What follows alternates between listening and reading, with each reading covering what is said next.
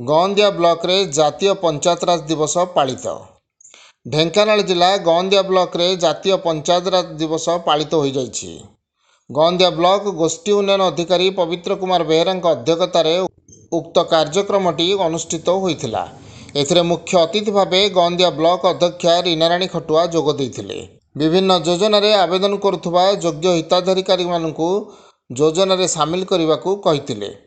सम्मानित अतिथि भावे पूर्वतन जिला परिषद उपाध्यक्ष कोदंडधर साहू, अन्यतम सम्मानित अतिथि भावे ब्लॉक सांसद प्रतिनिधि ललित कुमार दास जोग देइथिले एवं निजर वक्तव्य रखिथिले। पूर्वतन जिला परिषद उपाध्यक्ष आज पंचायत राज दिवस आम पालन करूँ किभली भाव में प्रत्येक ग्राम को केमती पंचायत राज व्यवस्था सशक्त आम सरकार जो सब स्कीम करिसेंती ता केमती तल स्तर पहुँचो से आपण मैंने आज देखुले किभली भाव में महिला बा भिन्नक्षम मानक सरकार केमती अग्राधिकार दौरान से क्षेत्र में अंत्योदय घर हो राशन हो अन्य समस्त व्यवस्था तल स्तर न पहुँचले केवल माने समाज आगू जापरिबनी कि आमर पंचायत मत सशक्त हो पार से आधार को नहीं आज आमर पंचायत राज व्यवस्था रे से कार्यक्रम किभली भाव सुदृढ़ हम से आमर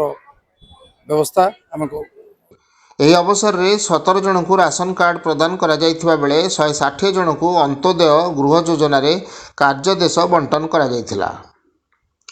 ଅନ୍ତର୍ଯାମୀ ବାରିକ ମଞ୍ଚ ପରିଚାଳନା କରିଥିଲେ। ଅନ୍ୟମାନଙ୍କ ମଧ୍ୟରେ ବ୍ଲକ କର୍ମଚାରୀ ମଧୁସୂଦନ ସାହୁ, ନିରାକାର ସାହୁ, ପ୍ରଶାନ୍ତ ମହାରଣା, ସହକାରୀ ଯନ୍ତ୍ରୀ ସଞ୍ଜୟ କୁମାର ଲେଙ୍କା समेत गौंदिया ब्लॉक समस्त सरपंच समिति सभ्या जोग देइथिले।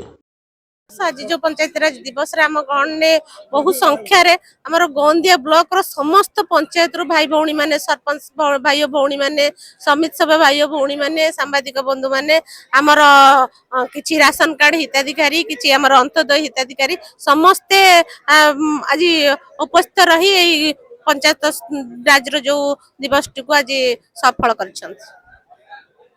पवित्र बेहरा गोष्ठी उन्नयन अधिकारी गौंदिया पंचायत समिति आज जातीय पंचायत राज दिवस अवसर में आम ब्लॉक परिसर रे आम पालन करूँ जोटा कि आप जानते गणतांत्रिक व्यवस्था त्रिस्तरीय पंचायत राज व्यवस्था हूँ तार मूल आधार लोकों पाखे केमती सरकारी सुविधा पहुँचो तो पंचायत राज व्यवस्था हूँ तार स्तंभ।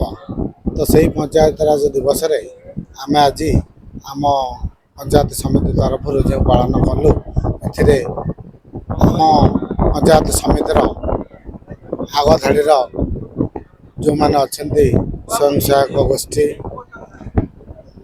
आमर पंचायत सरपंच समिति सभ्य जिला परिषद सदस्य ये समस्त को नहीं आमर आज बहुत बड़ आयोजन करा आम पंचायत समिति अधीन कार्य करुवा विभिन्न पंचायत कर्मकर्ता माने जो माने कि विगत दिन में भल फल प्रदर्शन कर पुरस्कृत कलु।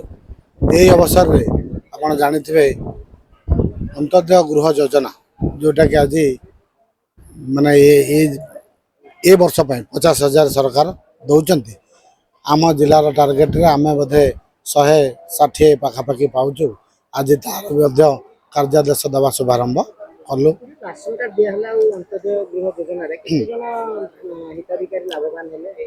आम ब्लॉक टार्गेट आम ए पाइचु 161 जन। आज आम पाखपाख पंचायत जो गुड़ा अच्छा से डाकी देचु बाकी समस्त जो 160 जन पाई समस्त कार्यादेश बाकी रहा रेशन कार्ड आम 17 गोटे नुआ रेशन कार्ड कार्यक्रम बंटन कर पर्यायक्रमे आउ जो मानकर अप्लाई कर लाइन अच्छा जो मानकर आसीज से पुणी एक उत्सव कर माननीय मंत्री कर कमल बंटन कर व्यवस्था कर। Dhenkanal Soumyaranjan Mahanty report, Nagaraj news.